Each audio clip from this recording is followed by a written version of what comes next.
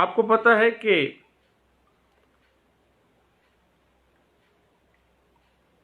Control of narcotic substance rules 2001, जिसको हम government analyst rules कहते हैं,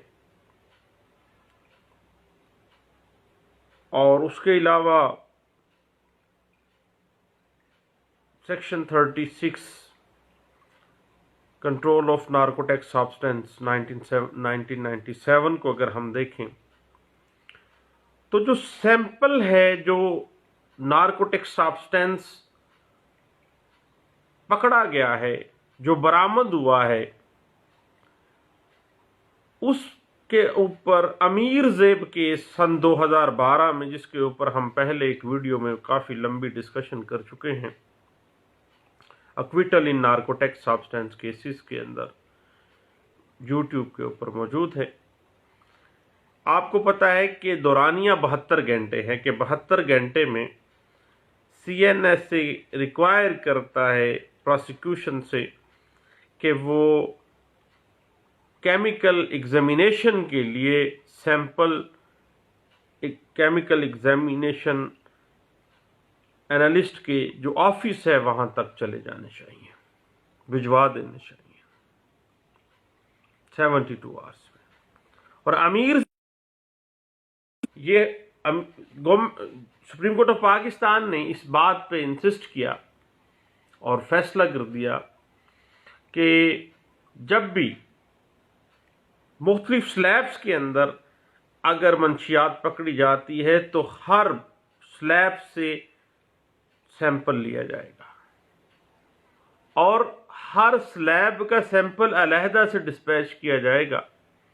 जबकि पहले ऐसे होता था कि 1 किलो पकड़ी गई है तो बस थोड़ी सी लेके तो भिजवा दी गई है। अब हर सैंपल में से अमीर ज़ेब केस ने इस बात को वाज़ेह कर दिया।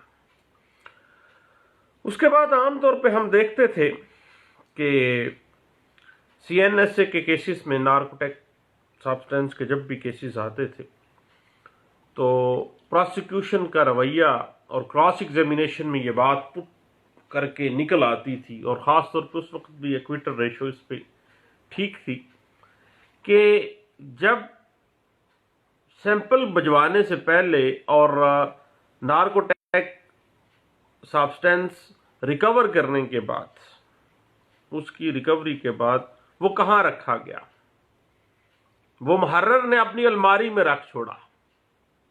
3 दिन 2 दिन वहां पे मुहर्रर की अलमारी में पड़ा रहा है, तो टाइम फ्रेम आ जाता था 72 आवर्स, वहां पे काफी हद तक क्विटल्स हो जाती थी।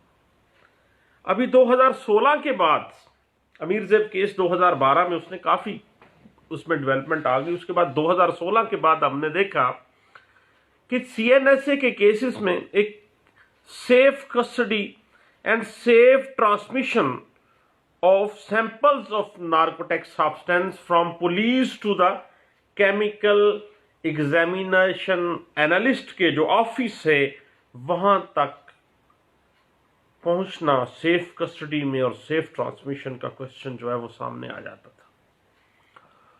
और जब भी सेफ कस्टडी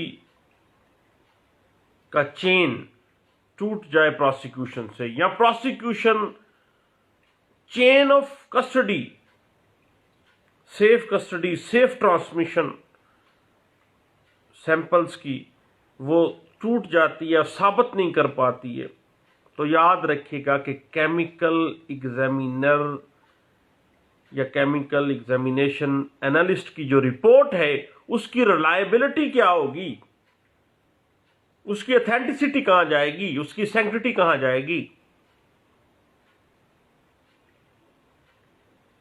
देन क्या हुआ कि बहुत से केसेस में एक्विटल रेशियो बढ़ गई, और हत्ता 2019 में आज एक बच्चा कह रहा था कि जी आजकल तो मंशियात के केसेस का सीजन है, और वो सीजन आमतौर पे हैरुल बशर वर्सेस सरकार केस 2019 से CMR पेश 930 के बाद तो हमने खुद भी देखा, सुना भी लोगों से, और डेली फेसबुक पे देखते हैं माशाल्लाह एक्विटल मॉडल कोर्ट ने 10 लोगों को, एक वकील साहब कहते हैं मैंने 10 को क्विट करवा दिया, दूसरा कहता है 5 लोगों को मैंने क्विट करवा दिया। लेकिन ये कोई नहीं बताता कि किस पॉइंट पे जज साहब ने एक्विटल की है। हर कोई ये लिखता है कि मैंने मर्डर केस में से एक मुल्ज़म को, दोहरे कत्ल में से इतने मुल्ज़म छुड़वा दिए, लेकिन लॉ पॉइंट कोई नहीं बता रहा। भाई ये ज़रूर बताना चाहिए। जब आप ये बता रहे हैं तो मेरे जैसे नालायक लोगों को कुछ ये भी बता दिया करें कि किस पॉइंट के ऊपर इस तरह से होता है। मैं तो हत्ता के केस हार भी जाऊं तो मैं बता देता हूं कि इस पॉइंट पे मैं केस हार गया हूं। इंसान है, जीतता भी हारता भी है। और वकील तो कभी ना केस जीतता है ना केस हारता है। पार्टियां ही केस जीतती हैं, पार्टियां केस हारती हैं। क्लाइंट का आपको पता ही है। Remember it, safe custody and safe transmission of the sample of the narcotic from police to the chemical examiner. ये बेसिस है नार्कोटिक ट्रायल में, जो कि बर्डन ऑफ प्रूफ किस पे है? प्रोसिक्यूशन के ऊपर। बियॉन्ड इसके कि क्या सेक्शन 103 की वायलेशन, सीआरपीसी की वायलेशन हुई है, भाई उसको छोड़ दें। सेक्शन 103 सीआरपीसी वैसे ही निगेट कर जाता है सेक्शन 25 सीएनएस से 1997। जब रिकवरी हो गई है, 72 घंटे में सैंपल चला गया, अब सैंपल की सेफ कस्टडी, सेफ ट्रांसमिशन का मामला आ जाना है। अगर सेफ कस्टडी का चेन प्रोसिक्यूशन साबित नहीं कर देती और प्रोसिक्यूशन के हाथ से ये चेन टूट जाती है, तो ये चेन टूटने का फायदा जो अक्यूज्ड पर्सन है उसको मिलेगा, क्योंकि इस सूरत में केमिकल एग्जामिनर की जो रिपोर्ट है वो अपनी रिलायबिलिटी को जीरो कर देगी। और ऐसी सूरत में क्या होगा? मुल्ज़म अक्विट हो जाएगा। इस हवाले से 2016 SCMR पेज 621 एक ऐसा केसला है जो इस तरफ इशारा करना शुरू हो गया, और 2017 SCMR पेज 1874 ने इसी पॉइंट को रिविजिट कर दिया। और उसके बाद एक बड़ा लैंडमार्क जजमेंट आ गई 2018 में, अमाम बख्श केस। अमाम बख्श केस रिपोर्ट हुआ था जनाबे वाला 2018 SCMR पेज 2039 में। इसने वाज़ेहत के साथ ये बात निकाली कि safe custody, safe transmission of samples of narcotic substance जो है, that is the basic chain that prosecution of the case has to be proof. और अगर वो प्रूव करने में कामयाब नहीं होता तो केमिकल एग्जामिनेशन रिपोर्ट 0/0 समझ लें और मुल्ज़म घर जाएगा, बरी हो जाएगा। उसके बाद 2019 SCMR पेज 608 इस बात को इंटरप्रेट करता है, और 2019 SCMR पेज 1300 इस बात को बड़े अच्छे अंदाज से इंटरप्रेट करता है और वाज़े कर देता है कि safe transmission after the safe custody of samples of narcotic substance, police के पास से केमिकल एग्जामिनर के ऑफिस तक सेफ कस्टडी साबित करना प्रोसिक्यूशन की बुनियादी जिम्मेदारी है।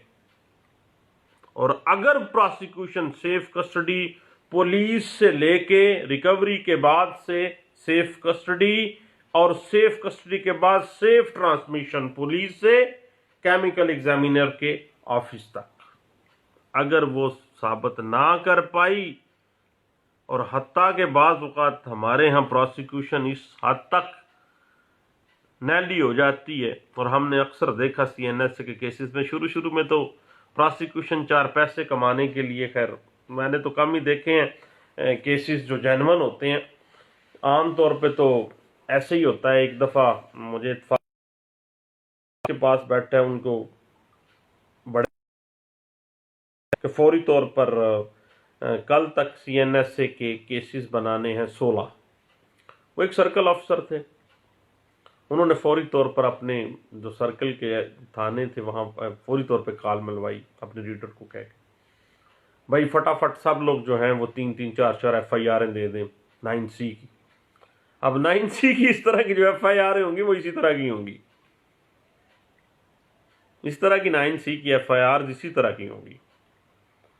जो पकड़ा जाएगा, बस रास्ते में जाते जाते एक मेरे पास एक बंदा था, बेचारा CNSA में उलझा हुआ था, रिक्शा ड्राइवर था, पुलिस के साथ किसी मामले पे थोड़ा सा झगड़ा किया, पुलिस ने 9C की FIR दे दी। और उसके बाद एक दफ़ा एक रेडी वाला था, पुलिस ने उससे किसी मुलाजम ने फ्रूट खरीदा, पैसे का तकरार होगी, उसने उस पर 9C की FIR बना दी।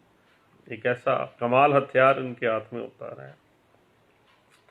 और प्रोसिक्यूशन अगर सैंपल की सेफ कस्टडी रखने वाला या सेफ ट्रांसमिशन के साथ लेके जाने वाला जो पुलिस वाला है उसकी एविडेंस ही पेश नहीं करती, तो देन इसका मतलब ये है कि प्रोसिक्यूशन का केस स्ट्रॉन्ग फुटिंग्स पे नहीं है।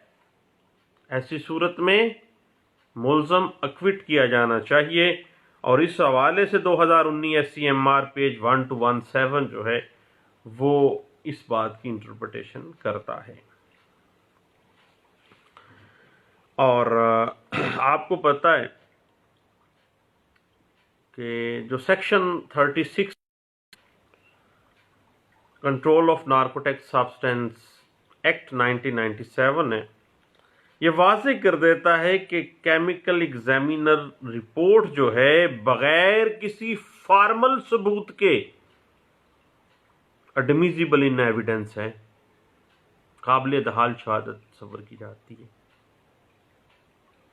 और अगर हम rule 4, rule 5 and rule 6 control of narcotics substance rules 2001, जिनको हम गवर्नमेंट एनालिस्ट रूल्स 2001 कहते हैं, वो वाजे कर देते हैं कि section 6 to be mandatory provision regarding the information to be reflected in the chemical examination report. कौन कौन सी चीजें केमिकल एग्जामिनेशन रिपोर्ट ने वाजे कर देनी है।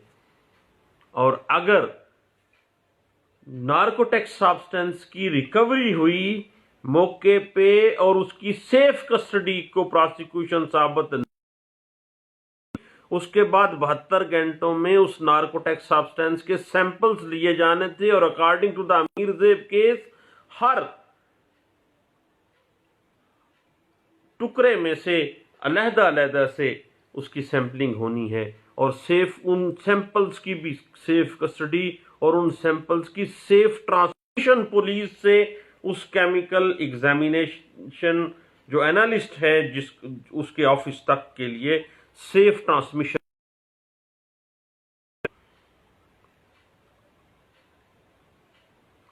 इस हवाले खैरुल बशर केस है जो लैंडमार्क जजमेंट है। इस हवाले से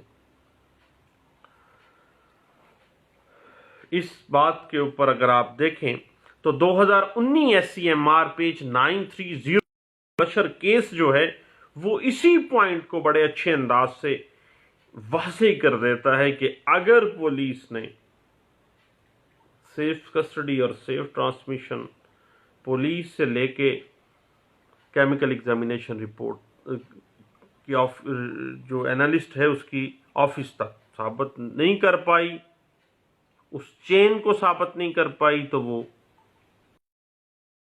प्रोसिक्यूशन का केस स्टांस जो है वो ख़त्म हो जाएगा, डिलैपिडेट हो, मशकूक हो जाएगा।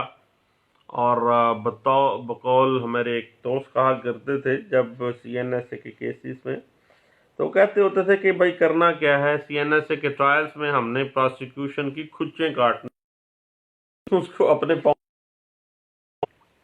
तो खैर प्रोसिक्यूशन को खड़ा होना चाहती होती है। प्रोसिक्यूशन तो जनाब आपको पता ही है सीएनएसए के केसेस में कितनी होती है, मुझसे ज़्यादा आप बेहतर जानते हैं। 2018 YLR page 24 Lahore high court की एक जजमेंट है। 2018 YLR page 9 Lahore high court की एक जजमेंट है। उसके बाद 2017 PCRLJ page 349 Lahore high court की एक, और इसी बुनियाद के ऊपर अरशद मुगल एक केस था, बड़ा लैंडमार्क जजमेंट थी लाहौर हाई कोर्ट ने, और उसमें खैरुल बशर केस को रिविजिट किया गया था, और उसके अलावा इमाम बख्श केस को उसमें रिविजिट किया गया था। और 2019 YLR page 925 Lahore high court वो ऐसा नायाब केस ला है जो इन बातों को इंटरप्रेट करता है। और इस हवाले से अगर आप मज़ीद देखना चाहें तो 2019 SCMR पेज 1217 और 2019 SCMR पेज 1300 और 2019 SCMR पेज 608 हैं जो लैंडमार्क जजमेंट्स का दर्जा रखते हैं। Safe custody and safe transmission from police station,